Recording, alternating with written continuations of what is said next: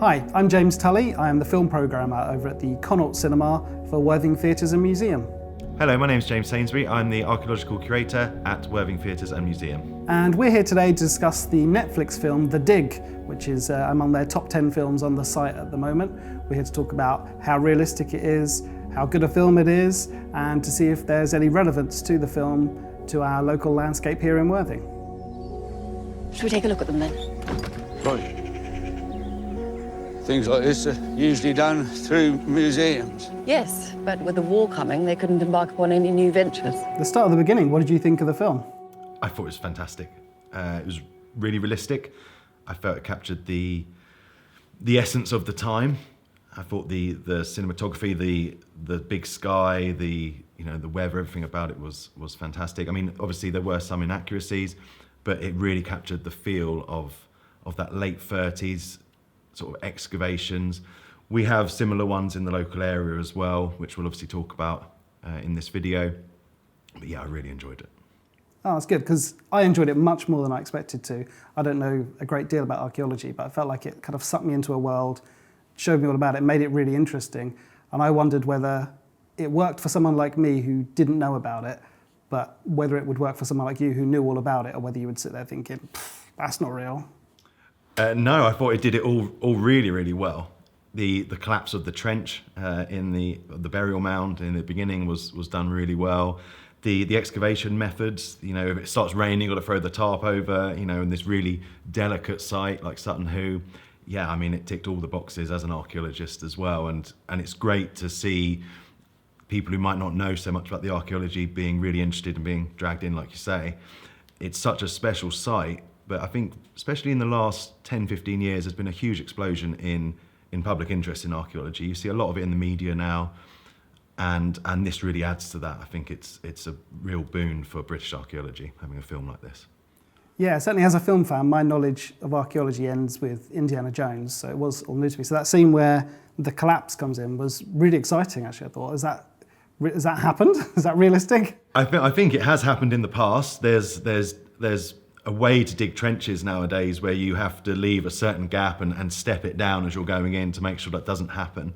But in the past, absolutely, that used to happen. We have a local archaeologist called John Paul who was similar in many ways to Basil Brown, and it's an absolute miracle that no one died during his excavations of the local Neolithic flint mines. I mean, these were dug by hand. There was no supports in place, nothing to hold back the bulk from collapsing in. So it did used to happen. Yeah, it was interesting because the character of Basil Brown in the film was represented as lower class, I felt, but still, I mean, there were scenes of him scrabbling around in the mud, and he was dressed smarter than I was at my own wedding. He's like top hat, pipe, waistcoat. I was like, was that normal? Well, yeah, absolutely. I mean, that was the sort of educated. I know he was lower class, but he was an excavator. That was generally the fashion of the time. Most men would be dressed what we would perceive as smart. That was probably seen as relatively casual compared to the real landed gentry who wouldn't have ever probably got dirty. They would have had the labourers do their digging for them.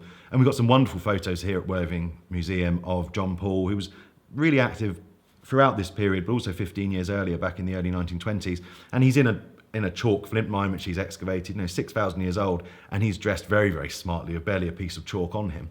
And he actually did the digging. So we do know that people were like that, but yeah, it does seem quite strange that people would be dressed so smartly and just cut, this mud everywhere and rain and everything else.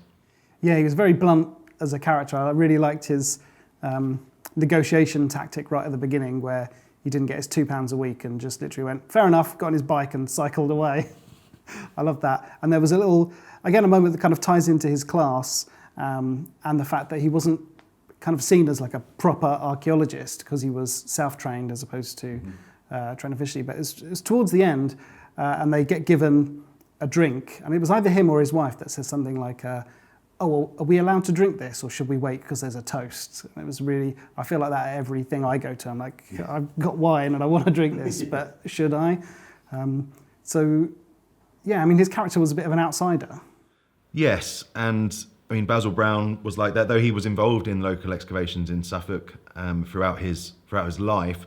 You do have this period in the early 20th century where it's not just these these curators in the British Museum and other places like that in their ivory towers, these gatekeepers of archaeology.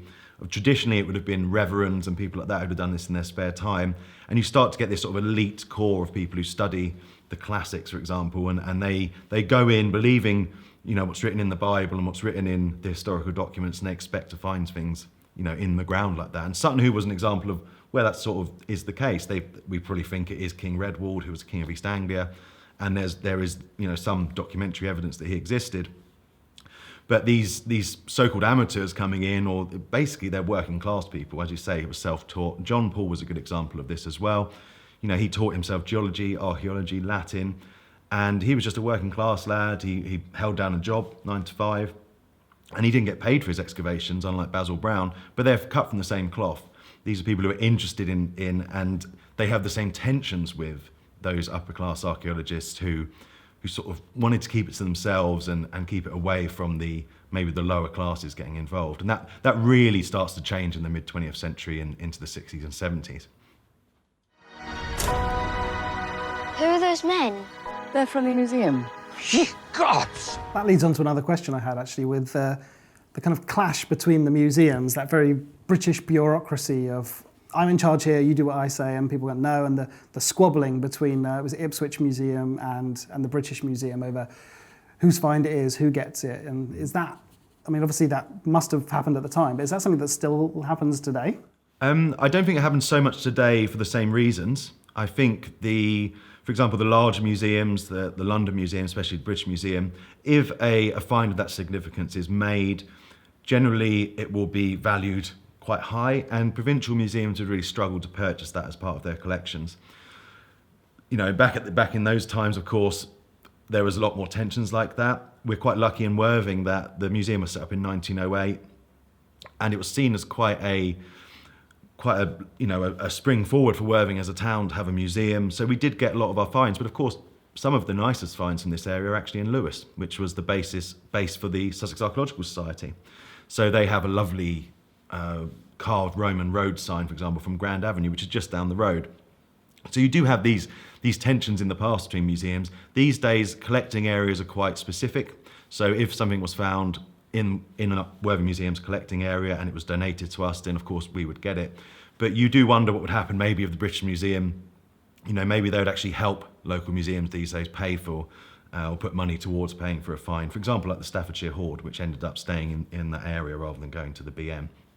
And there's a lot more things involved now, things in place nowadays like loans. You know, so it might be loaned to the British Museum for a time, or bought by the British Museum and loaned back to that museum where an archaeological find was made. Everyone's going to want a piece, and this is your find. Why else will you be playing around in the dirt while the rest of the country prepares for war? That means something, doesn't it? I mean, most of the time these days in movies, everything's done by effects or CGI trickery, but it looked like they recreated that dig for real. Yeah, it certainly did. I think they actually built this out of mud. I read somewhere that the director actually hid the little garnets and the lovely gold pieces in the mud. So the actual actors didn't know when they would come across them whilst they were doing the scene. So that look of sort of awe and shock is actually, you know, as real as well as obviously being acted. So it was, yeah, I mean, it was a fantastically, the production of the film and the set design was outstanding, really, really good. Yeah, I mean, recreating that must have been an undertaking, just a crazy amount of work all on its own. Yeah, I imagine they would have used obviously machinery to build up these mounds, but then they had to leave them for a period because they would naturally slump, especially if they were built, you know, quite quickly, and obviously let them go to grass. There's also the accuracy of the size of these burial mounds, and particularly the burial mound where the actual ship was found, you know, was very accurate to what they were like, or they are like in reality. Mr. Brown is an archaeologist. Well, I'm an excavator. You've come to dig up the mounds. So you think there's something beneath? And the risk of sounding like an idiot, because I don't know anything about it, but it looked, I couldn't tell what was in the hole. It didn't look like an actual ship, it just more like impressions in the earth. So was there actual like wood in there, or is that long perished, or what is it they're actually digging out in there? Well, you're essentially seeing the imprint of where the timber of this ship was. It really depends on the soil you're in, how things are preserved. So, for example, in Norway, there is actually a Viking longship, which was preserved because of the soil it was in. And where Sutton Hoo is, it's quite sandy. So a bit like why there was no King Redwald himself, the skeleton of the individual buried in that ship wasn't there anymore. The acid in the sand the bones had disappeared, and all we're left with is the jewellery. So what was really left of the ship was the rivets, so the iron rivets that held the planking together. I think there was a small bit of timber that had survived, but it basically just disappeared as soon as it contacts air. The best way to keep preserved timbers, and there's a lot of archaeological sites where this is the case nowadays as more commercial archaeology happens, and you find it specifically in places like the Netherlands where it's very waterlogged, or it has been waterlogged, and you get whole ships preserved, and this is because there's no oxygen. So there's no oxygen in the soil, you actually get timbers preserved, like they're new, but they need treating pretty quickly. As soon as they start drying out, then that's it really. This is pretty. I think you'd better come and see. Why would anyone want to bury a ship? I would expect this is a grave of a warrior or a king. But there's more. There's much more. War's looming. All hands are on deck to excavate before hostilities begin. And you talked about John Paul kind of being Worthing's Basil Brown equivalent. Is there a Worthing equivalent of Sutton Hoo? What is our kind of local biggest find? Well, that's probably what's behind us here. So this is the Highdown collection. So this is of a similar period to Sutton Hoo. Highdown Cemetery is one of the early Anglo-Saxon cemeteries in southern England. So it starts around the 5th century and goes through to the 7th century. 7th century, the early 7th century is when Sutton Hoo was, when that particular burial of King Redwald was made. So this was an Anglo-Saxon cemetery of over 200 individuals buried with their grave goods and particularly nice glassware. So some of this comes all the way from the Mediterranean. And it was discovered in the 1890s by the local landowner. Again, we have the British Museum coming down in the form of Charles Hercules Reed, who was an assistant curator up there, and he helped Edwin Henty, the landowner, excavate this site. But we also have connections with the time of Sutton Hoo. The Worthing Archaeological Society continued excavations at Highdown in the late 1930s, and that had to stop due to the war. Soon after, the military took over the summit of the hill where the cemetery was, and they built a chain-low radar station, machine gun pits, and obviously some archaeology was damaged. But there's very interesting journal entries from members of the Worthing Archaeological Society. They're actually camping up there to make sure thieves don't come at night and steal the archaeology that's sort of partially revealed, which you do get a hint of in the Dig film. And the Lily James character, sorry, I've forgotten her name in real life. Peggy Piggott. Peggy, I knew that because I have an auntie called Margaret who always called me Peg. I never knew why Margaret got to Peg. Yeah. But never mind. There's been some chatter online about her character not being particularly well presented in the film and kind of seen as a bit of an amateur, whereas at that point she was actually much further up the ladder than she's presented. And I know that in the film they actually shot scenes in Norfolk with her in, so that she was introduced into the film earlier, although to keep the film moving quicker they then got removed, so she appears halfway through the film. Mm-hmm. But do you feel like she actually had a bigger impact on the find than is presented in the film? Yeah, definitely. I mean, she was heavily involved with the excavations at Sutton Hoo. She was already Cambridge trained when she got there. So she had come from that place like the British Museum curators and others. She had also worked with Mortimer Wheeler on Iron Age fortifications, and she was an expert in Anglo-Saxon beads, and we have some actually just over here. So yeah, she wasn't represented accurately in that sense at all. She was very well regarded as an archaeologist, and I think she published like one paper every year, which is incredibly good work for an archaeologist. Sometimes we dig a lot, but then maybe struggle to write up the reports afterwards. So yeah, no, she was very well regarded, and the film didn't really do her justice, but this is how films work sometimes. Steer it steady, Mr. Brown. We're coming towards the edge of the atmosphere. You say the word, and I'll dig. The thing that really interested me as someone who doesn't know anything about archaeology, it really made it relevant. There was a line somewhere, I think that Ray Fine said, it's like drawing a line from the past to the present and be able to see. And it really kind of hit me at that moment that archaeology is just a form of storytelling and finding out what happened, what people did. And I'd never quite seen it that way. And I just really liked the enthusiasm of it, which I know I see in you all the time. And is that something you felt a kinship with? Yes, I mean, it came through really well in the film. I mean, the idea that they're not just looking for treasure, it's actually to create a story. I mean, they link it in with the film, and I guess in reality, it was linked in with this sort of positive nationalism, if you will, at the beginning of World War II. And, obviously with the looming war coming and everything else, finding this amazing king and realizing that it wasn't such dark ages as was thought of at the time. The passion about archaeology is really it's the chase, if you will. But I would, personally, and I'm sure many archaeologists would agree, just as excited to find a piece of pottery as I would be a coin, because that pottery can tell you a story. If you find a Roman coin, for example, that's wonderful. You know that someone maybe dropped a coin at some point. But if you find a few sherds of Roman pottery, then that's just someone who's actually maybe living there. It wasn't just dropped randomly. And you can start to see the landscape in a different way. I think Basil Brown and Ralph Fiennes says it well in the film. And he's talking to the young lad, the son, even though, of course, he wasn't just 10 years old at the time. And he's talking about how they actually would have brought the ship up to that mound all the way from the river up the hill. And that's sort of creating that story for people. And it is, you're absolutely right, it's storytelling. From the first human handprint on a cave wall, we're part of something continuous. So there's a few times where Ray Fiennes says, I think we've got something Anglo-Saxon here. And people are just like, absolutely not. What's the thinking behind that? Why were they so convinced that he had it wrong? And why do you think he was so convinced that he had it right? Well, the establishment at the time, they were aware, of course, of the Vikings. There had been some finds in Scandinavia of ship burials. So that was their thinking, well, if you've got a ship, it has to be Scandinavian, especially on the East Coast. East Anglia was a Viking kingdom. Obviously, most of the people there were still Saxon or however you want to describe them. There had been nothing like that found from the early Saxon period before the early medieval period, we'd probably call it now, so around the 6th, 7th century. Now, Basil Brown, he believed it was Saxon, maybe from the shape of the ship itself. What proved it, of course, were these Merovingian coins, so that was the royal house in parts of France at the time. And we didn't use coinage in this early medieval period for a couple of hundred years.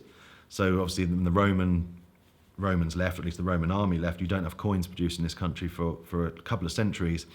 And finding that, plus the other pieces and the style of some of these artifacts, proved that it was actually that early period. So he was right. And of course, it was a huge thing at the time because this meant these dark ages weren't such dark ages. And it does get touched on in the film. It was thought these were just roving bands of barbarians, etc. Actually, they were, at least the ruling elite, if they were Germanic immigrants, they were really quite cultured, and they took on the local culture, and there was a real mixing of trade goods and cultures at that time. It wasn't just ransacking and burning for decades or hundreds of years. That's just not the case. And this is that first real important find in this country that proved that to be the case. Well, there was an interesting element, I think, within the film of scenes that didn't feel hugely important to the story at the time, like the scene where the pilot goes over the top and they try and pull him out the river, or even later on in the story after Lily James is separated from her husband, she drops her wedding rings and walks off. But I felt like the implication of those things was like they was creating new stories, or I couldn't help but think in a few hundred years' time someone might find those wedding rings that Lily James dropped and then try and tell that story. Mm-hmm. So felt like the implication was like it's an ongoing process and it could happen all over again. Absolutely, I think that was really well done. I often, in Flights of Fancy, imagine archaeologists in 1,000 years' time, and they're looking back on our period and thinking, well, did everyone become illiterate? Because suddenly there's not much writing anymore, it's all on a computer. And excavating these computers and starting to build an image, well, it's got the lettering on this keyboard. Does that mean they were entering it into this device somehow? If there was some kind of collapse or something and people were excavating our lost civilization. And yeah, I think they did that really well, really, really well, because as she drops those rings, you think, well, someone in who knows when, maybe a metal detectorist today could have discovered them. And that directly links to these excavators who already come before them. And again, on Twitter, there's been a lot kind of made of the fact that in the film, Edith Pretty is portrayed by Kerry Mulligan, who is 20 years younger than Ray Fiennes, Basil Brown. But in reality, she was actually a few years older than Basil Brown. Yes. So again, I think that's just, they're sort of there's a hint of a romantic story there that doesn't quite get fulfilled, which I think is a good thing for the film. Yeah.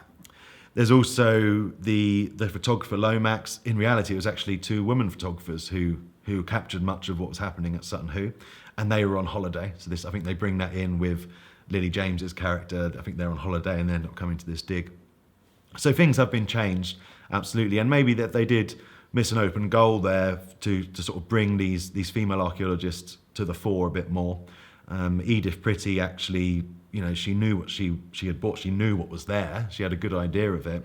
She didn't just happen to be like, oh, let's dig these mounds that happen to be on my land. I mean, part of the reason they purchased the place was because they knew there was archaeology there and they wanted to see what it was.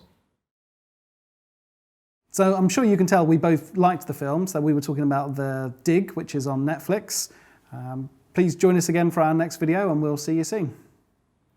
If you enjoyed the video and you're interested in archaeology, then please join me this summer for the Archaeology Walks with Worthing Museum, where I'll actually be taking some of these wonderful artefacts out onto the Downs with groups of people to the archaeological sites they were discovered at. Thank you very much.